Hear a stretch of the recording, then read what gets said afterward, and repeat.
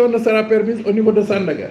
Ça fait une deuxième guerre entre deux démembrements de l'État et aujourd'hui le chef de l'État doit mettre fin à l'arbitrage. Je disais l'autre jour à la radio qu'on l'a vu au stade jongler des ballons, donc qui jongle un ballon doit pouvoir arbitrer quelque chose.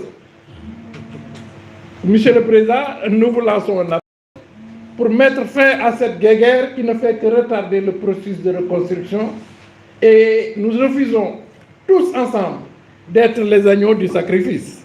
Ça, c'est une chose que nous vous lançons. Parce que des plaintes de dossiers au tribunal qui ne porteront préjudice qu'aux acteurs qui attendent depuis et un retard notoire sera constaté. ATS lance un appel pressant au président qu'il vienne arbitrer et mettre fin à cette guerre.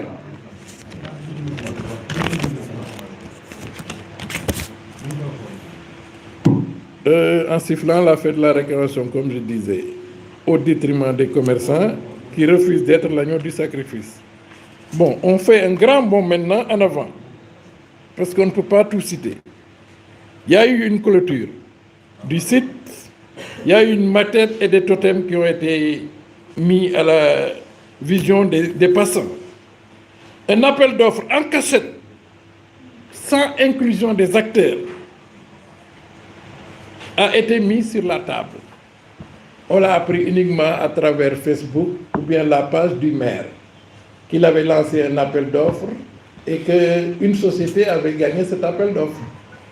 Une société française qui s'était liée avec une société sénégalaise.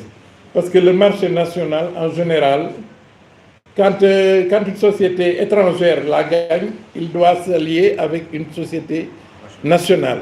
Ça se passe comme ça.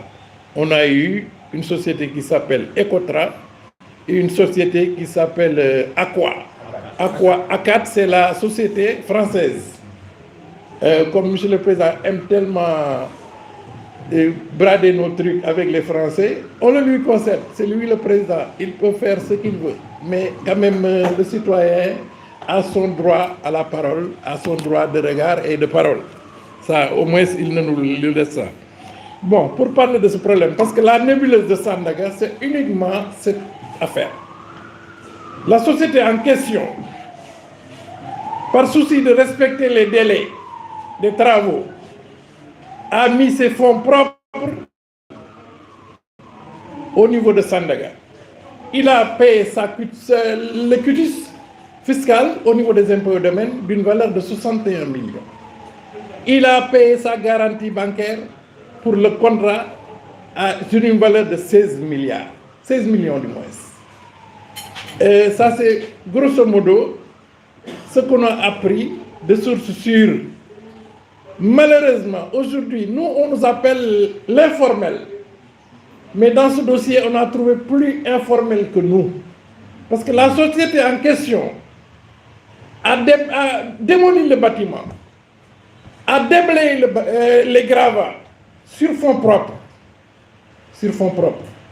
Je crois qu'il a mis, je ne sais pas, 200 ou 300 et quelques millions.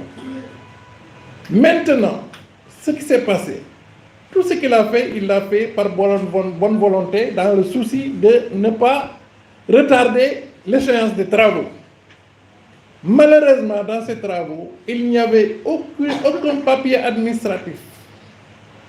C'est par la suite, quand il a demandé une avance de 20%, parce qu'en matière de marché, quand tout est en règle, le quitus paye, la banque le problème qui se pose, c'est que tu peux demander une avance de 20%. Cette demande a été attribuée, a été demandée, mais le maire a refusé de le lui octroyer.